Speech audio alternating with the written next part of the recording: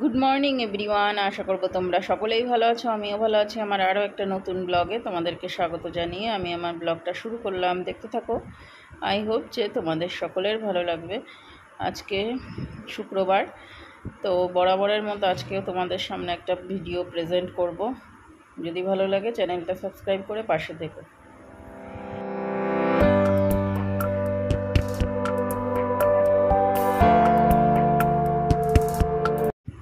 সকালবেলা আজকে বাইরে মুষলধারে বৃষ্টি হচ্ছে, খুব বৃষ্টি দুদিন ধরে পুরো বৃষ্টি হয়ে জল জমে গেছে এরকম। আর আজকে সকালবেলা ব্রেকফাস্টে লাউ ঘন্ট করব আর তোমার রুটি করব। আর শানের পাপা শান খাবে ভাত ভাজা, আর শানু সোনাই খাবে ব্রেড অমলেট। শানু খাবে ব্রেড বাটার আর সোনাই খাবে ব্রেড অমলেট। তো এক একজন এক একটা খাবে, তো সেটা করছি। আর এখন আমি তোমার বাসনগুলো কাকিমা যে ধুয়ে রেখে গেছে সেগুলো জায়গা মতো গুছিয়ে রাখবো। আর বাইরে উঠোনটা এতটাই স্লিপ হয়েছে, বাইরে যেতেই ভয় লাগছে। কারণ কি, এখন পড়ে গেলে বুড়ো বয়সে হাত পা ভেঙে চুরে গেলে ব্যাস হয়ে গেল, তাহলে আর দেখতে হবে না। তো তার জন্য বাইরে আজকে ঠাকুরের বাসন মাজিনি, ভিতরেই মেজেছি। আর জামা কাপড়ও ভিতরেই ধুয়েছি।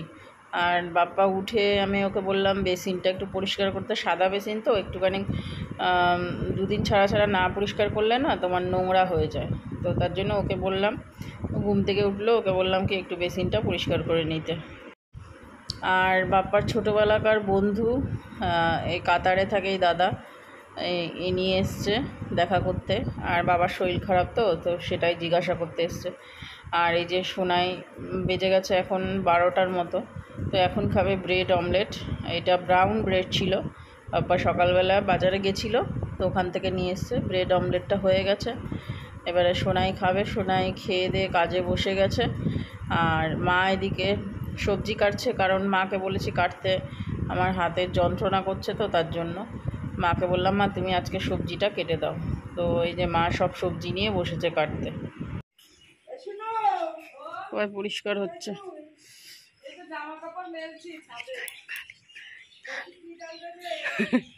কাজের লোক এসে গেছে, কাজের লোক। কয় টাকা বেতন তোমার? 500 টাকা। হ্যাঁ, দুপুরবেলা আজকে রান্না হবে রুই মাছের ঝোল হবে, কাঠি কচু আর বেগুন দিয়ে। ওটা দিদি করেছে দুপুরবেলায় রান্না। আর মা এদিকে এই উনুনে করেছে, মার উনুনে তোমার ডাল আর ভাত আর কাঁকরোল ভাজা।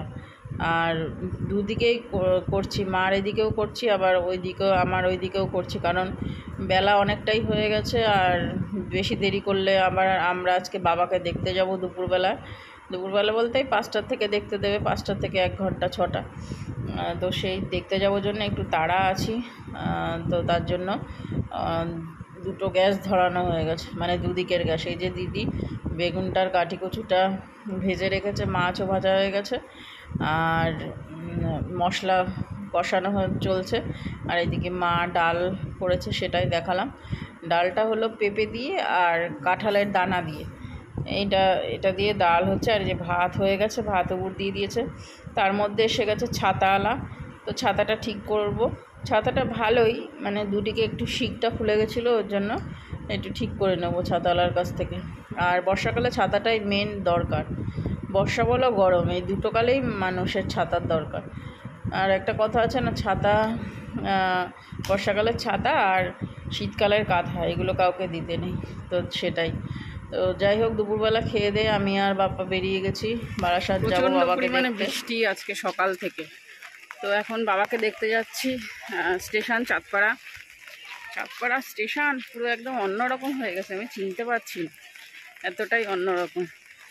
সব ভেঙে চুরে ফেলেছে ওই দিকটা, 1 নম্বরের ওইদিকে টিকিট কাউন্টারের দিকে। বাপ্পা আগে যাচ্ছে টিকিট কাটতে। খাওয়া দাওয়া করেই বেরিয়েছি, আজকে শুক্রবার নিরামিষ করেছি। আমি আজকে কিছুই রান্না করিনি, সব দিদি আর মাই করেছে। তো বাবাকে দেখে আসি, যাওয়াই হয়নি, সেই 2 দিন ছিলাম, তারপরে আর যাওয়া হয়নি। তো আজকে একটু টাইম পেয়েছি, তাই ভাবছি আজকে একটু দেখে আসি বাবাকে, নাহলে আর পরে টাইম হবে না। বনগা লোকাল ছিল, বনগা লোকাল মানে বনগা টু শিয়ালদা। আজকে ট্রেনটা ভালোই ভিড় ছিল। এই বিকালের এই 3:30 ট্রেনটা প্রচুর ভিড় হয়। আর ট্রেনটা ঢুকে গেছে, অ্যানাউন্স করে দিয়েছে। তো এত পরিমাণে বৃষ্টি নেমেছে দুদিন ধরে মুষলধারে, মানে থামারই কোনো সিনারি নেই। এত বৃষ্টি আর বৃষ্টি সব জায়গায়। এই বৃষ্টিটা সারা মনে হয় সব জায়গায় হচ্ছে, কারণ দিদি ওদিকে বলছিল দিল্লি ফিল্লির ওইদিকেও নাকি বন্যা হয়ে গেছে এরকম। তো দেখো পাশে বসেছি, জানলার পাশে সব জল এসে আমার গায়ে পুরো ভেসে গেছে।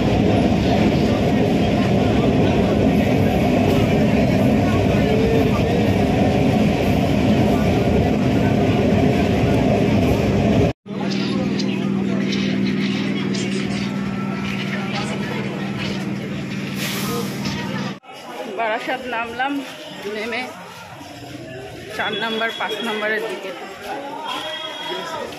আর পবিত্র কাকাও এসছে, পবিত্র কাকাও দেখা করতে যাচ্ছে বাবার সাথে।